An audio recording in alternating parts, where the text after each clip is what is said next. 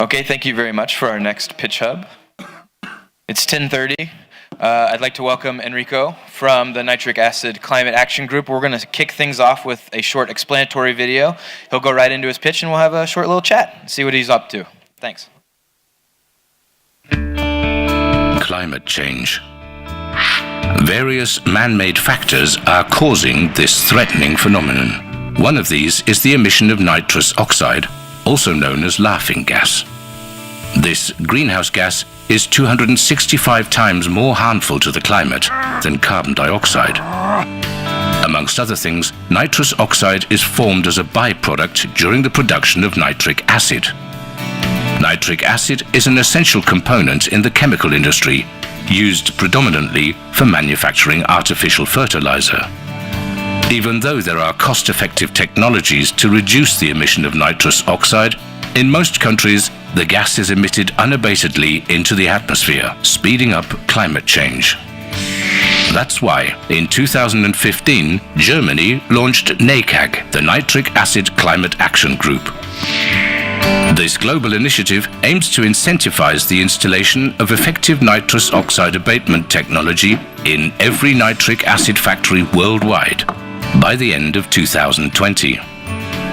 In this sector, the emission reduction potential in developing countries is around 200 million tons up to 2020. This is equivalent to a quarter of global flight emissions in 2015. Initiated by the German Federal Ministry for the Environment, NACAG is welcoming other donors to join and help finance the initiative. GIZ is implementing NACAG. The initiative provides financial support for the installation of nitrous oxide abatement technologies. Furthermore, NACAG gives technical and policy advice to companies and governments in partner countries related to the climate-friendly transformation of the nitric acid sector. In return for this support, and in line with the spirit of the Paris Agreement, partner countries are expected to commit themselves to assume responsibility for climate action and continue reducing the emissions from 2021 onwards. NACAG gives all countries worldwide a unique opportunity to become an active part of the endeavor to transform an entire industrial sector. The more countries join, the greater the contribution to keeping global temperature rise well below 2 degrees.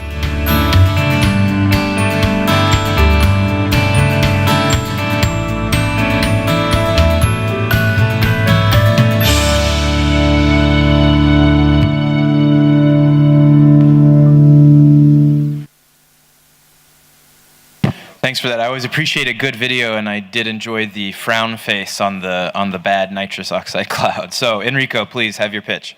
Yeah, thanks a lot. Also, thanks a lot for inviting me today to this pitch hub, and I'm always happy to talk about this project. Of course, thanks for coming today. I think the video already gave you a general idea of what we're doing in the NACAG, and I would explain maybe a little bit more on the actual status, because the video is a few months old already, and more things have happened. More partners have joined. For example, very important for us, the World Bank is also now part of the effort, and I will also explain a bit more on that. And we have also on the actual status of the initiative now countries joining already.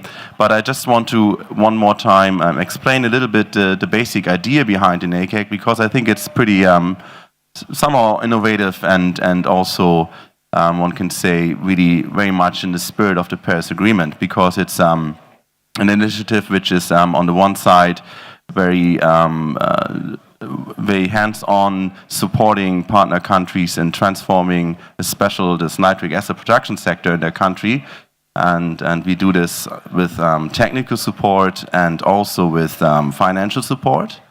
And this financial support comes either way via GIZ or through the World Bank, and I can explain this later also if there's questions to this. And then we also give pretty comprehensive technical support, and we do all this to countries who are willing to give a statement of undertaking to the NACAG group, basically stating that they will sustain these activities and make sure that policy or regulation is in place from 21 onwards, making the nitric acid sector climate friendly in their country.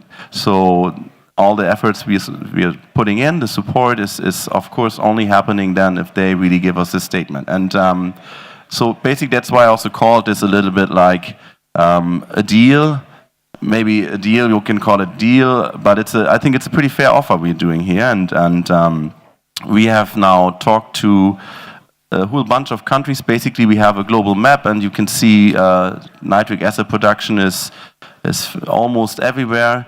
I don't know, the product itself, it's a chemical product, nitric acid, and while you produce it, you have N2O emissions, which are very harmful to the climate. You saw the cloud with an unsmiling face, and there's technology available to abate these emissions, and the costs for the abatement is comparatively low to other sectors. And these are the basic facts for the sector, and we thought, okay, it's really not good to see such a harmful sector not really acting.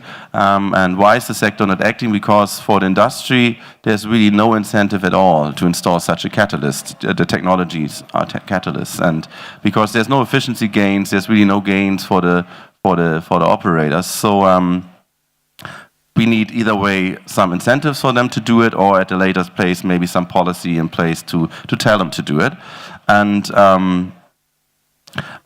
therefore this was initiated then in 2015 at the Paris COP in Paris. And so now we've been talking to many countries, basically to all the countries who have nitric acid production. We can give technical support, and the financial support we can give to countries who are eligible for ODA.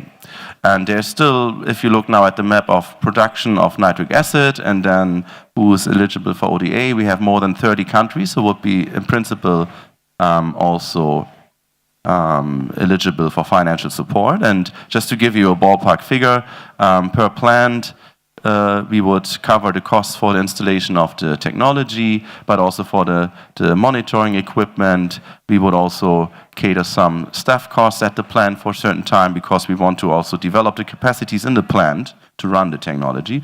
And these costs can, depending on technology, go up to 5 million per plant. So if you have a country with a few plants, we very quickly come to high numbers, and then this is all, of course, supported then with a technical support package.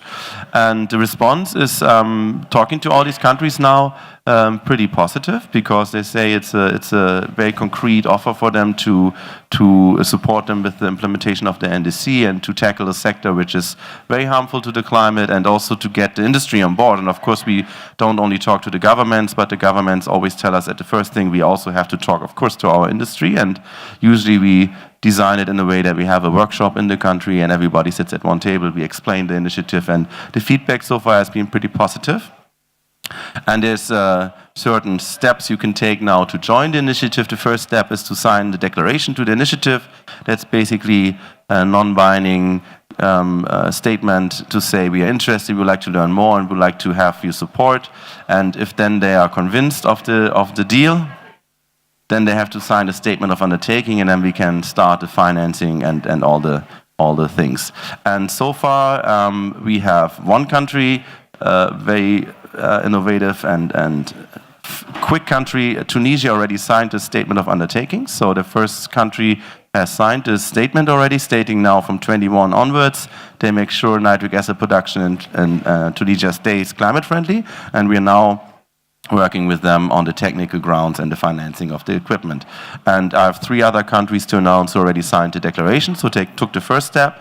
It's Bosnia-Herzegovina, Jordan, and Mexico. And as I said, we are in contact now and really interesting discussions with a whole bunch of countries. Let's say 20 more countries are definitely interested, and I'm now, after half a year now, basically really talking to them, quite convinced that we will have more countries joining.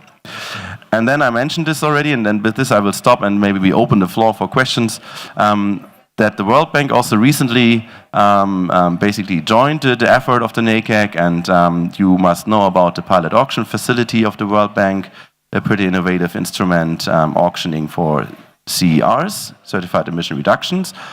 certificates, and now they have come up with a new tranche at the PAF, and they call it not NACAG, but NACAP, and that's standing for Nitric Acid Climate Auction Program. And the World Bank is a really good and supportive partner in this effort, of course, and we're really glad to have them on board. And what we also thought was really good to see is that they also really liked the idea of our approach, which gives support, technical and financial support, to countries who are willing to commit to keep going. And this is also now at this NACAP auction in the World Bank. It's part of the concept now as well, that only countries, or let's say players from countries who have committed themselves with a statement of undertaking to the NACAG can then participate in the auction. And we're really glad that for the Innovate4Climate now, the World Bank also announced the hard facts for the auction. And I think these are very attractive facts. And one thing is the auction will take place sometime between end of this year and beginning next year. So we have a time window when the auction will happen. And of course, now we are very busy talking to countries and telling them about it to join the NACAG, because there's a lot of countries, I think, where the industry would be very interested to participate in this auction. The World Bank has also announced the price window for the auction program to start in, and the window will be between $8 and $15. So I think it's a pretty attractive signal to the market. So the auction starts somewhere between $8 and $15, and I think it's a good price to start with. And then they have also lowered the, let's say, the burden you have to take in the first place, the upfront cost, let's say, to participate in the auction, the deposit, to a very little amount of 0.06 dollar cents. So it's quite easy now to join the auction program in the first place, to then be able to participate in the auction. So that's all the information is, of course, available online, and I'm happy if you ask questions to answer. And of course, we have the auction manager here in the audience as well, and he can much better explain it than in detail if there's a detailed question. I just wanted to mention this auction. It's a really good part of the NACAG now as well. Yeah. I will leave it with this at the moment, and then see if there's questions, and just start in the conversation mode. Maybe that would be interesting for us as well. For me. Sure thing. Yeah, thanks for that. I mean, I'm kind of overwhelmed, right? I mean, but if you were to really focus in on one thing, I mean, this is an opportunity, as you say, to transform an entire industrial sector, and the scope is quite large and ambitious, but it also seems so reasonable. But how you get from the ambition to execution through all these reasonable steps is where it gets challenging, and I think that's where you have your work cut out for you. I also appreciate that you put my colleague on the spot here, so of course, I do want to open it up to the floor first in case there are any questions about Enrico's presentation and NACAG. Let's go, gentlemen in the back, please. Yes, one short question about the commitment of the participating countries. To what do they have commit? If the technology is installed, there's not much to do anymore. Just to continue, as I understand it. Please, you elaborate on this, but what's the follow-up? Thanks a lot for the question. Well, we come up with we install the technology together with the plant operator, and the process of that I can also explain a bit maybe. So since this sector was very prominent in the CDM, we know there's a certain amount of plants who still have technology installed, and in order to keep these plants going, to not deinstall the technology, because there's actually operating costs to the technology, and you have to renew it after a certain amount of time. So there is costs involved, and first of all, to keep these guys who have technology installed going, we have the auction program now, and I think it will send a very attractive signal now to these plants to start generating CRs again and selling them to the World Bank.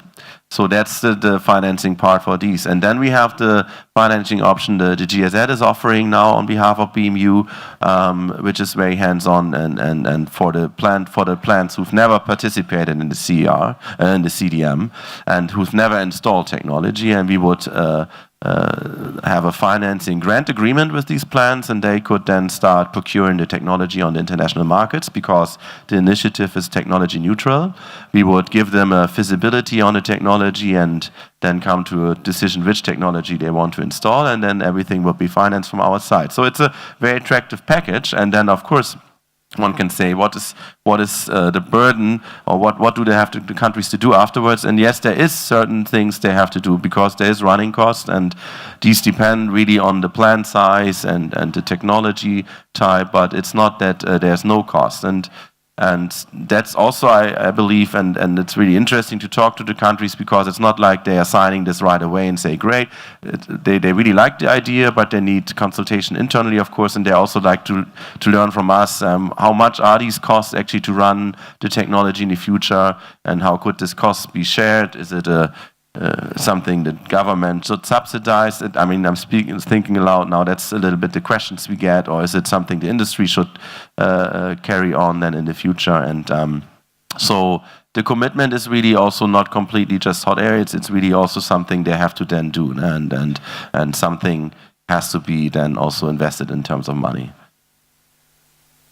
Yeah, I mean, that was one of my questions early on, which is like, how do you incentivize the sector in the long term? And then you actually answered my question about halfway through, which is, well, how that's actually one of the barriers that you're trying to figure out and overcome.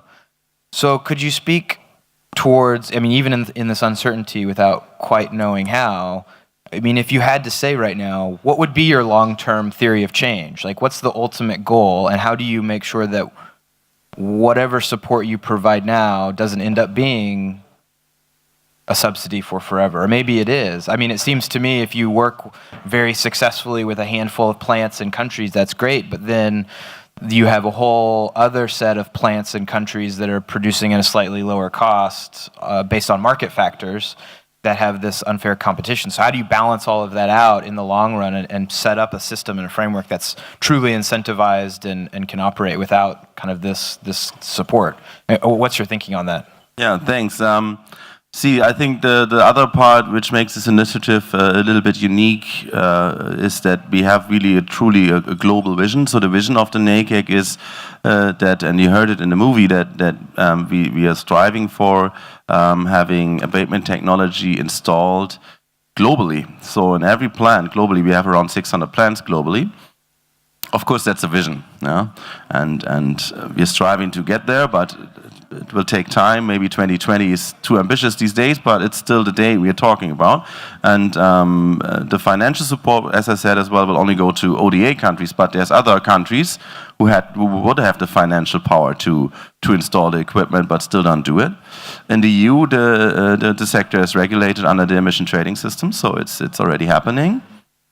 And I think this global approach is nice because you mentioned already, what about the competition? It's a tradable good. Also, nitric acid is not traded so much. It's pretty dangerous stuff. But nevertheless, of course, this is a question for a country as well to say, if we are regulating our sector and then our neighboring country can import into our country fertilizers, because nitric acid is mainly going into fertilizers. And that's why we're trying to really think this globally and have a global effort to have as many countries join as possible to bring this level playing field kind of idea into it as well. So, well, and I think that's where the intersection of the mitigation issue and the global scope of it also fits in with CO2 emissions, and what you were talking about with the NACAG with the World Bank is the link between tradable certificates, right, for CO2 emission reduction, or for N2O emission reductions, whether that's in a tons of CO2 equivalent or not. And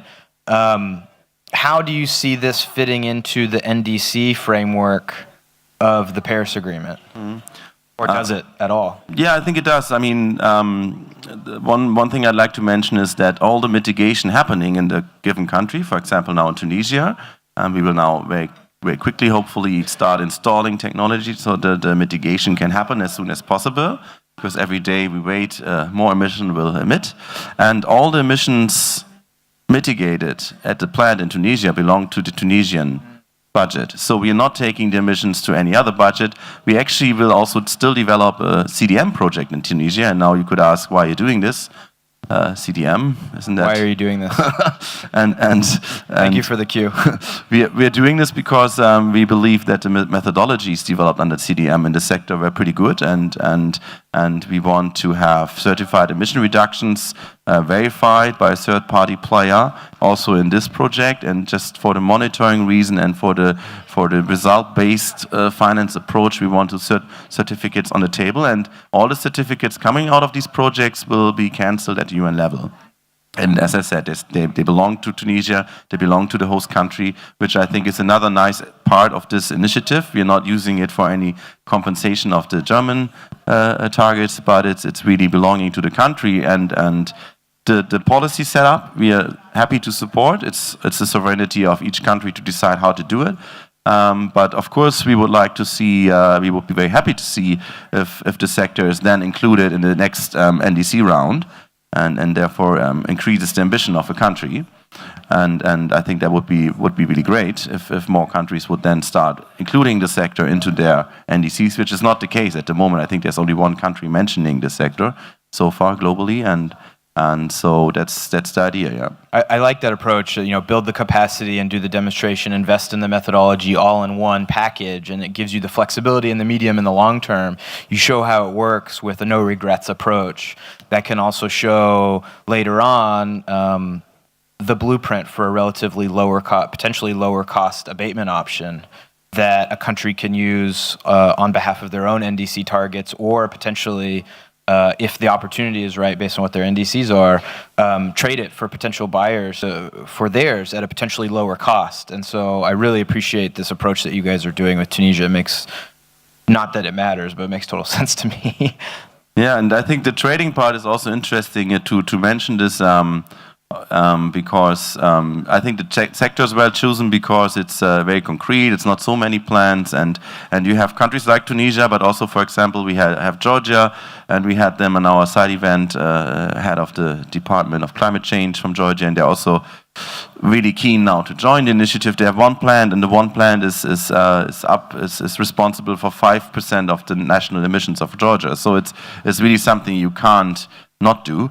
And now to have this support offer is of course great. And then of course the sectors were chosen because and that's about the trading. So maybe in the future ITMO, international transfer mitigation outcome world, we wouldn't advise, but again, it's absolutely up to the countries to decide that. But it wouldn't be our advice, at least, to say you should be selling these kind of emission to a third party, because it's a really low-hanging fruit. It's a $2 to $3 per ton emission reduction you have here, and you're well advised as a country to keep this in your own budget and have it in your NDC, and maybe you should choose a bit more costly mitigation option to be transferred.